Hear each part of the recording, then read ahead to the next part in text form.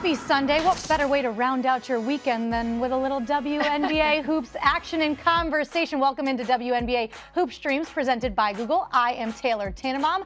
There's Maria Marino. And if your name isn't alliteration, you're not invited to the party today. That's just what it is. TTMM here. No, we're so excited to be with you for the next 30 minutes. We are counting down to a big game, as you can see behind us. Fans starting to file in out in Las Vegas as the Aces play host to the Dallas Wings. That is 3:30 Eastern on ABC, always on ESPN Plus as well. Potential Rookie of the Year, question mark?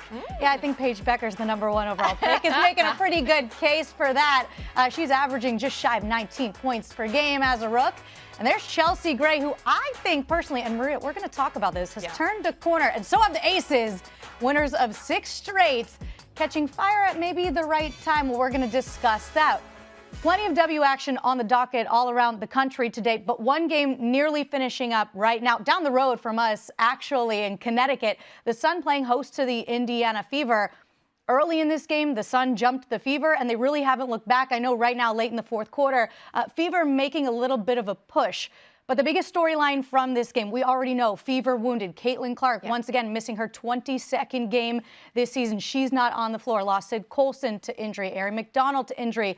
Early in this game, 10 minutes in, Sophie Cunningham getting the start today, went down with what looks like a knee injury, some kind of leg injury, and did not return. And she was in some obvious pain, Maria. So let's talk about how dire the situation was already coming into this game. The Fever have lost 4 of their last 5 games. Looks like they're about to drop another one. You laid it out, Taylor. The injury list has been long for this team.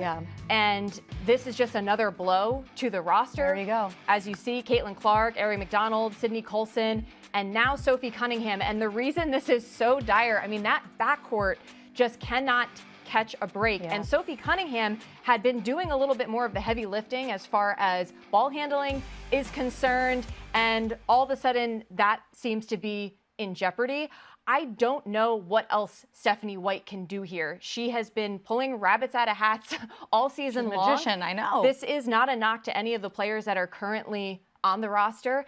This is, I mean, how many more blows can you take if you're the Indiana Fever? And their, playoff positioning is far from certain. And also, let's be honest, they were getting their butts kicked by Connecticut, the worst team in the league, before Sophie even went down with this injury. Early and often in this game. It was the score 24-11 in favor of Connecticut after the first quarter. So they're already bleeding chips, and this just does not help. Yeah, absolutely. And the thing for the Fever, like you just alluded to, their playoff position, they're sitting in 7th place going into this game. Win or lose, their position doesn't really change. But from my perspective, for them, without Caitlin and not knowing what her return date will be, Stephanie White did say, we hope that she will return at some point this season. You have to win the games that you're supposed to win because of the schedule they have laid out in front of them moving forward. Winning against the Sun should be a check mark for the Fever. It's those tougher games against the top half of the league that could maybe go either way. But if you take care of business at the bottom of the league, they should be okay. This is just not what you want to see if you are a Fever fan, if you are Stephanie White and the Fever. But like you alluded to, I don't know what else they could possibly do. They've navigated this as best as they possibly can, but sometimes the injury bug just bites and you can't bite back. Right, and just to further illustrate this loss here of Sophie Cunningham, she was shooting a career high, over 44% from 3 this season. I find that especially impressive given the fact that Caitlin Clark has been absent from a lot of it. You would think, a lot of attention on Caitlin. No, that's not the case. Sophie has been such a bright spot for them. And so the spark too, just a spark plug. And we will await further details on the severity, obviously. But I think what's important to note about Steph White's comments pregame, we hope, that's the hope, that they get Caitlin Clark back before the end of the regular season. To me, that cannot be counted on. Caitlin Clark most likely isn't coming back to save this team. And it's unfortunate. And even if she did come back, you have to get her back in the mix, get her back, in the chemistry, in the fold. And it's just too uncertain right now. And I guarantee you that the Fever are operating as if we have to prepare as if Caitlin Clark is not coming back. But now, as these injuries continue to mount, the solution is becoming more and more unclear. Yeah, and look, to their credit, they've done a very good job of navigating without Caitlin Clark. But again, injury after injury after injury, it's very hard to avoid. And on the Caitlin Clark note, with Coach saying, I hope she does come back, there is no definitive timetable on when. Look, I know there's a ton of disappointment in Indianapolis and for Fever fans because this was the year after finally making the playoffs last year for the first time since 2016. You know, CC coming back for another year is going to take this next great step, and they made such strides last year. You have to look at the totality. This franchise right now, in terms of success, is in its infancy. Right? There is so much ahead for this franchise. And you want it right now, and you want it so badly, and you can taste it. It's right in front of you. But you want to handle Caitlin Clark the right way. And I'm saying this having worked in Indiana and watching what Pacer fans just had to go through with Tyrese Halliburton, their superstar, who will not be playing for the Indiana Pacers next year because of that Achilles injury. You want to make sure you're taking care of your superstar. This is your future. And we want to see her back on the floor.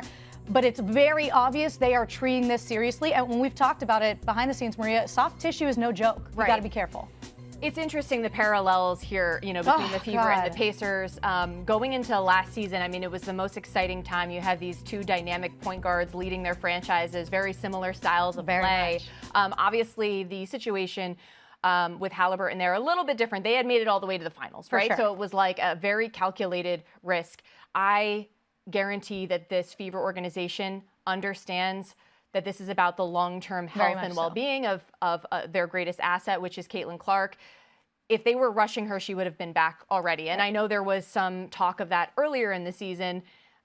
Maybe she was back before she was truly ready. But honestly, I think that was part of Caitlin just never having truly experienced an injury like this in her career and not really understanding her body and whether or not she really was ready to play, or whether or not she felt okay, of course. And what I would stress too is that if Caitlin is ready to play, she will play. I mean, she is that type of a competitor where, you know, that's not gonna hold her back of like, well, I just want to be careful and be safe. If she is good to go, if she has that bill of health, but the big question is, will that clearance be there, you know, by the regular season, and if they make it to the postseason for the playoffs? Yeah, and what will it look like? Just so many pieces in and out of this lineup. But if she does return, it'll be great news for the Fever. We await that, and we will also now await the status of Sophie Cunningham, who again left with a knee injury or what looks like a leg injury, will not return to today's game against the Suns. So the Fever will proceed accordingly. All right, let's talk about our next conversation. It's time to take a look what fans are searching for, brought to you by Google.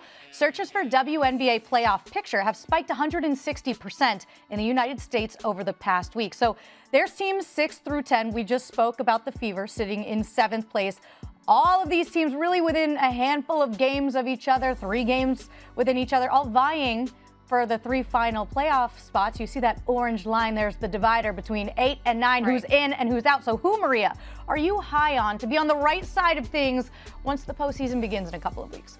Well, first of all, I think what the Valkyries have done is extremely impressive. Bravo. And it sounds crazy to say, because I didn't expect this coming in. I don't think anybody did. No. I feel really good about them. I mean, granted, they do have the toughest remaining strength of schedule, but they have just proven and shown that they are not here to just like exist as an expansion team in their first season in the league. They are coming for you. They are coming after you, and they've been incredibly consistent. One team that I'm actually pretty high on, and again, I didn't know how this was going to unfold, but the Sparks have been playing so much better. Are you feeling the spark? I am. I'm feeling the spark. I see but 9-2 since the All-Star break. I love the move to bring in Latricia Trammell, who was previously part of the organization as like a defensive specialist. I think their defense is getting better. We saw that they got Cameron Brink back. She's still working her way, you know, into things and getting a feel. But Derica Hamby, Kelsey Plum in their primes, they, I think, are pushing hard. There is absolutely no doubt in my mind that they are trying to get into the playoffs. They're about a half game back right now of Seattle. Seattle? Speaking of, let's have that conversation. Yeah, I mean, vibes are a little off, I would say. They finally they had the 6-game losing streak. Finally break that against Atlanta by the skin of their teeth the other night. So that's at least working in their favor. But I mean, we heard reports of Alicia Clark requesting a trade because of apparently verbal altercations in the locker room about poor play. So it's hard to know, you know, is that Is that an accountability thing? Was there something out of pocket? Right. I will say this, Taylor, last week on this show, we did speak to Erica Wheeler. She was raving about the culture in Seattle, but there have been investigations in recent years about this. I do feel like if they don't make the playoffs, you have to question the stability of Noelle Quinn's job. I think that's just the nature of the business. But how are you feeling about Seattle? So I feel the same way as you. As man, in a couple of weeks, we've gone from they're going to make an incredible playoff push to are they even going to make the playoffs? I don't think that any of us saw this coming. You kind of got hit over the head with a 6-game losing streak. I'm confident that they will still make the playoffs. Okay. And I'm leaning on the veteran leadership. I do not know what's going on culturally in the locker room, but what I do know is when you have Nneka Ogwumike and Skylar Diggins on your squad, Gabby Williams and everything she can contribute both on and off the floor, I think when it's all said and done, your backs are against the wall, which, respectfully, their backs are a little bit against the wall now, that they will prevail and they will lift this team to success. And then you just noted strength of schedule. The Valks, while they have the toughest, they have the 9th rated strength of schedule, so they can navigate that. Good call and note there as well in talking about our concern about the Indiana Fever, 2nd toughest remaining strength of schedule. Yeah. The one team we didn't hit yet is the Mystics. And I mean, I love what they're doing. It's so exciting. Sonia Citron, Kiki Irifin. But I do feel that they're somewhat playing with house money in the sense that I'm getting this vibe like if they make the playoffs, great, but they are very clearly about the future, hence the trade of Brittany Sykes, trading Ariel Atkins even prior to going into this season. So I feel like it's not as much of a mandate for them to make the playoffs right now, but they very well could get there because they've been so competitive. And just one more note, like talking about the fact that, by the way, did the Sun beat the Fever? Did they? We'll have to look. It's still going on, 3-point game. But anyway, this all just illustrates, Taylor, that even in the WNBA, even the worst teams, record-wise, are going to give you a game. There is not a gimme game on the schedule. Every single one is competitive. Yeah, no, and we'll update you guys once the game goes final. Because we just I'm like asking in real time. The Fever had a double-digit deficit when we came on air, and now they're only down 3, which is incredible. But in terms of the Mystics, look, and this is a team with a lot of young talent. They did make some trades here recently, so maybe trying to piece that together a little bit. But they don't know what they don't know, and they're out here competing for their futures too. 100%. What a joy it is to watch. But I would agree with you. The other ones we talked about are the ones that were more like your playoff push is more important for right now. Right, and Seattle, and especially I would say LA with those two, Plum and Hamby. It's like the expectation is you should be making the playoffs. Absolutely. All right, and health, such an important part of things happening at this time of year. You hope that works in your favor. All right, if we're going to talk about trust, let's go to the tippy top of the standings. Circle of trust. And I think we understand that we trust the Minnesota Lynx at this point. They are in first place in the W. What is your trust level on a scale of 1 to 10 in terms of the Lynx? Oh, the trust is through the roof. Okay, 11, 12, 13. Yeah, I got you. Definitely above 10. I mean, even going into this season, I felt they were the favorites to win. I know there was a lot of talk about New York, of course, but the way that Minnesota has been playing with this extra motivation, this little extra something, this like we got robbed last year, this is our time. Obviously, prior to the Nafisa Collier injury, they're like, we have the MVP. So much continuity with that roster. They brought in Jessica Shepard, and then now with Dejanay Carrington, I think that only bolsters their hopes. As we look at the season series between them and the Liberty, it's unfortunate that we're not getting an accurate view of what these two teams will look like when they match up against each other, because neither of them have been at full strength. Obviously, the Lynx seem a little better equipped to absorb losing a player like Nafisa Collier. However, to be fair, the Liberty had been without a quarter of their lineup, so Brianna Stewart, obviously, and then some of the other pieces that they've also been missing. It's just hard to get an accurate read. But that just only makes me believe in the Lynx even more, because I fear that the Liberty are going to be playing catch up just by the time they get everybody healthy and back in the mix. And you saw that score we just put up. That was from yesterday, because third time they met this season. They're going to meet again in a couple of days. But the Lynx 3-0 in the regular season so far against the Liberty. And again, what you just said, they have not been at full strength.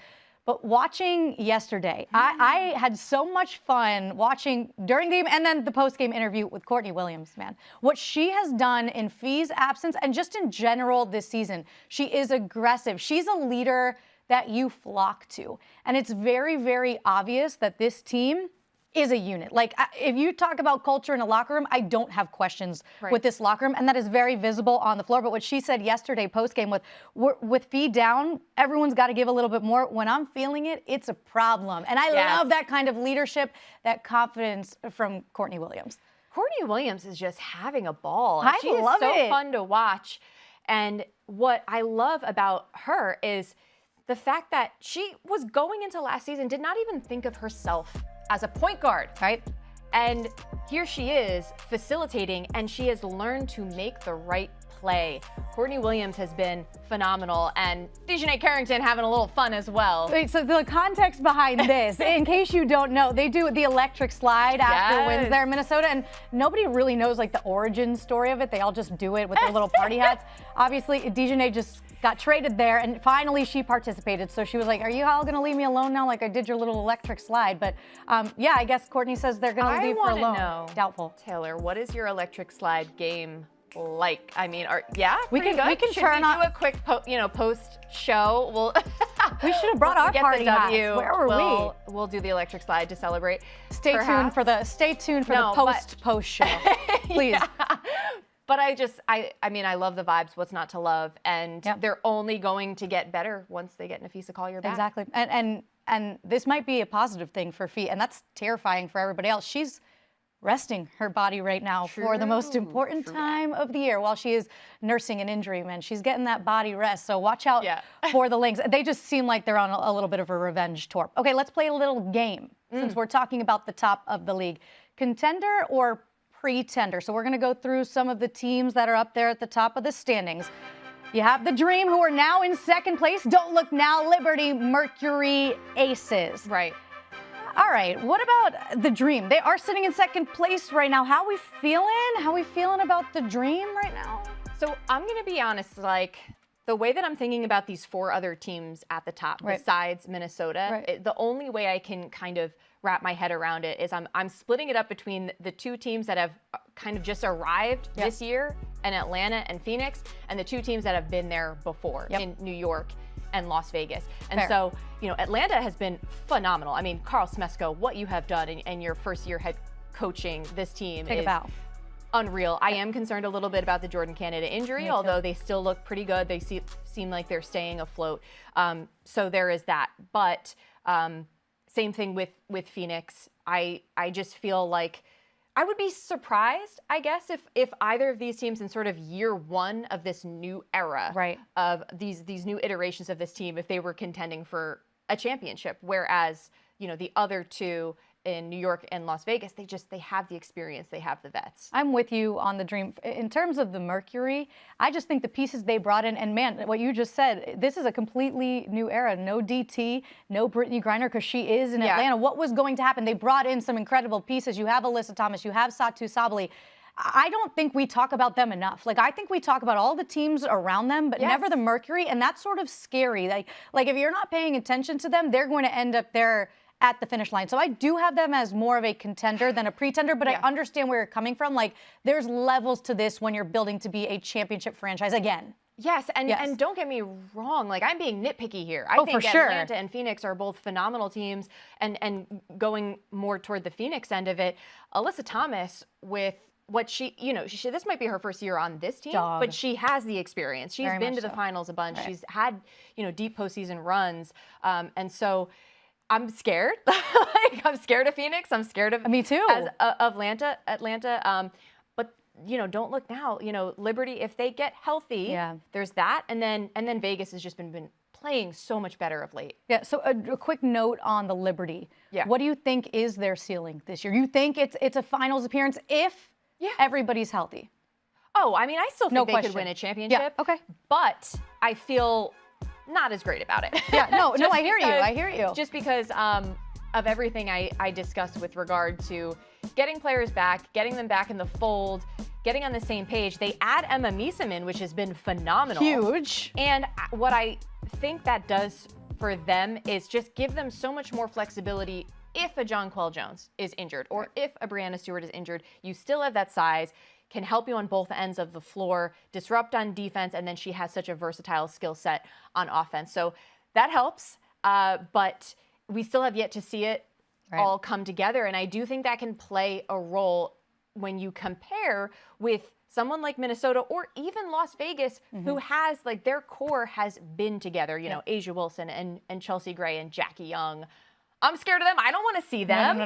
I don't want to see them in the postseason. Yeah, so let's talk a little bit more about the Aces. Liberty, by the way, have been through an incredibly tough schedule as of late. They've been on the road a ton, so they are going to come back to their friendly confines and see if they can put some things together on a positive note going into the postseason. Don't look now. Here come the Aces. Look, they know what it takes to win a championship, and when you have A'ja Wilson on your team, you can't put any doubt in them. But winning 6 straight feels like at the most important time is a massive step for this team. And I feel like, I don't know, contender, pretender, how are we feeling? Like, what are your thoughts on the Aces?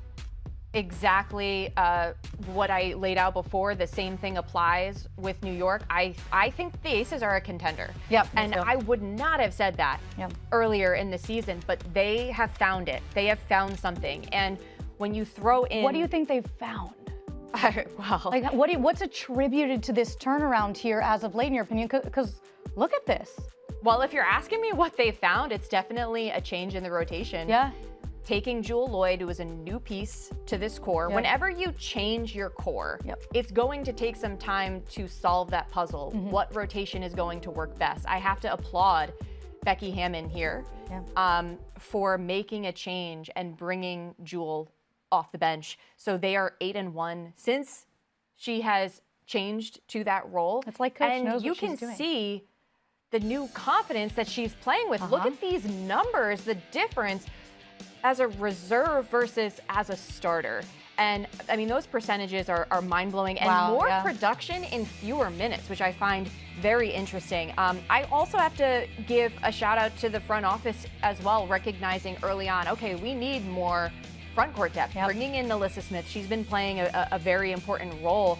But I loved what Jewell said the other day after the win over New York. She was like, you know, I quit tennis to play basketball because I wanted a team sport, and she's fine with whatever role is going to help this team win. And her production speaks volumes. Yeah, I give a lot of credit to Jewell Loyd too, because look, this is a veteran in the league, and you're being asked to do something and be a little bit unselfish and still contribute in an amazing way to this team. And she was like, all right, I'll do it. And don't look now, here come the Aces. And for me, I noted it at the top of the show, I think Chelsea Gray looks more and more like herself every single game. She's an incredible leader, and obviously just her demeanor on the court is so meaningful for the Aces. And when you have A'ja, this is an MVP caliber player. And she said, look, she said this on August 6th. I'm looking at the standings every single day because it could change in the blink of an eye. We're not going to be satisfied because we're just winning a couple games. We got to start stacking wins and playing the right way. To me, that sounds like A'ja Wilson's a little pissed off, and she's trying to make a statement. And I love that. She hates to lose. And this is another thing Chelsea Gray said after the win over Phoenix, which, by the way, was a tight win, a lot of clutch plays by Chelsea, by Jackie Young, A'ja Wilson getting to the free throw line. Chelsea Gray was like, we're gelling at the right time. That is a scary prospect for the rest of the league. And I just think back to when they got dogged by the Fever in Indiana before the All-Star break. And I think about Coach Becky Hammon's words, and she was like, that was one of the worst games I've ever seen play. Like, this was, we shouldn't even be putting this product on the floor. What about the game they got blown out by Minnesota, the game that Nafisa got hurt? And it seems like that was a little bit of a wake-up call. 53 points. And you know this, Taylor, sometimes when you get slapped in the face early, it happens to me often. Yeah, all the time. It helps you later on. Yeah, actually, before the show, this is why I'm like performing so well today. Maria was like, straight across the face. How dare you? Just kidding. No violence here in the workplace. Absolutely not. Okay, let's go around the league, because there are some talking points, just maybe off the court even too. If we're talking about the Valks, and you noted it, man, they are here not just for the pretty new franchise. Cute. It's not just to be cute. No. They're here to They're making compete. a statement, including... Although, this is cute. It's cute, but it's a statement. Violet the Raven, they introduced their new mascot on Monday. And look at this queen right here. with the glasses. Very cute. With the little cheerleader outfit. Dare I say, she trying to come for Ellie, Big Ellie. Listen, Ellie set the tone, and now Ellie's got a little bit of competition. I want to dance off. I want to a strut down the hallway fashion walk with these two. Yeah. I think that would be great. Exactly. Yeah. Watch out, Big Ellie. Although, you know, the Ravens got a long way to go. Yes. Ellie been here. She's been here. She's been here, but shout out to Violet. It's great to have you in the W. And I loved the way they presented it. It was like early in the week, they showed like a little purple egg, and then later in the week, they teased it, and then they hatched Violet. So here she is, ready to go and cheer the Valks, maybe potentially into the playoffs. All right, Veronica Burton, 2 words for you. She's killing it. And what an incredible story. Didn't work out for her in Dallas last year. In Connecticut, what was going to happen with her future? She goes to a new franchise, and boom, her improvement off the charts. Look at the numbers. Arguably, maybe the front runner for most improved player, certainly in the conversation. Oh, for sure. And this is what's been so cool about this Valkyries squad, right? You have the expansion draft. Right. You have players that other teams kind of left behind, and they are going to the Valkyries and making statements and being like, yo, like we're pretty good. And I think back to like Kayla Thornton. It's a shame she got injured, but like how well she was playing when she was previously in like sort of a backup reserve role. And so now you're seeing Veronica Burton getting an opportunity, making the most of it. Yeah, it's really cool. And I know Coach was like, look, I challenged her, especially offensively, and she has showed up. So we'll see if she does win that improved player at the end of the year, but certainly a big piece for what the Valkyries are what they are doing out there. WNBA plays its first regular season international game in Canada. This was just the other night. And look, the fans pumped to be there, and they saw a great game between the Storm and the Dream. And I think this is so positive for the league. First of all, league is expanding to Toronto, so there will be a presence in Canada. But why not grow the game? Best way to do it is bring the product to the people, and here we are. Right, and the W had previously had success with a couple of preseason games taking place in Canada, also sellouts. Right. They have a lot of great Canadian talent within the league, so this just made sense, and I'm glad that the fans up there got a little taste of what's to come. Yeah, 16,000 fans, and obviously they are very hungry for hoops north of the border, and you're going to get exactly what you deserve as the team moves there next year. All right, Connecticut Sun, speaking of moving, relocation is kind of up in the air right now. There are so many conversations in terms of the Sun and what's going to happen next. You have some feelings, so I'm going to let you speak on this a little bit. Yeah, I mean, I would love to, and we'll get to Azzi and Paige in just a quick second. Yep. But we have the issue that you brought up in terms of the potential relocation of the Connecticut Sun. Right. Look, we knew that a potential sale was going to happen because worst kept secret. Just first of all, the Mohegan Sun tribe did amazing things with that franchise. Absolutely. However, at this point and where the league is and the level of investment required was not truly being met. So they have this offer on the table from Steve Pagliuca, who is a minority owner of the Celtics, for $325 million. Say it again. Say it again louder. $325 million. Exactly. And this was this offer, the report came out about it just 6 weeks after they were valued at 80% lower. Right. Okay, so this just speaks volumes to how much the value of the WNBA is skyrocketing in real time. Right. I am baffled by the WNBA's response to this. They don't seem keen on this sale. They don't seem keen on a potential move to Boston. It doesn't compute for me. If they are going to stay in New England and there was another offer that was matched that to potentially move them to Hartford, I'm sorry, I love Hartford. I covered UConn for years. I've been at the XL Center. Yeah, I know. It's not TD Garden. It's not a pro-level arena that these athletes deserve. There seems to be some sort of grand plan about expansion and where the W sees itself long-term in different cities, potentially Houston. But to me, expansion and relocation are two totally different issues. In the past, it's always been, okay, if you want to sell the team, who's got the highest offer, as long as the WNBA Board of Governors approves it, you're good to go. Not sure why there's so much meddling here, and I'm not 100% sure I'm into it. I think the beef with the Boston thing is what they're saying, the league is saying at least, is they never put in a bid for expansion. Places like Houston did, but Boston, incredible sports city. Yes. They have the resources. They want the W in their city. For a league that is trying to make so much progress, I feel like you have to roll with the progress. Like, let's roll with it, not fight against it. And also, let's if keep it this pushing. sale, if the Sun weren't selling, they would be in New England. Boston is still in New England. It's not Absolutely. like Quick coming 2-hour out of drive from nowhere. here. Come on. So, and we've seen these games at TD Garden this year and last year sellouts. Yeah, proof is in the pudding, quite literally. They have a small sample size. So we will see what happens with the Sun moving forward, but that is a topic of conversation amongst other things in the W right now in terms of business. All right, we showed you a little bit of a tease. A little snippet. But Paige and Azzi, a.k.a. Paisy, were on the Close Friends Only with Instagram podcast. And there were so many great tidbits. It wasn't a long pod. It was like 13 minutes or so.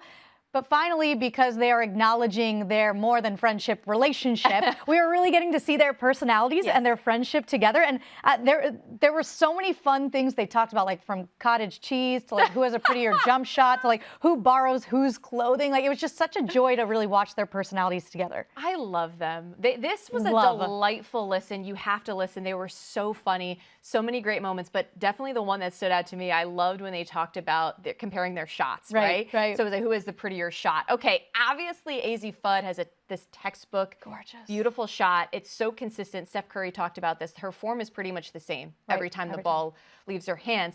But Paige was like, okay, but my shot's sexier.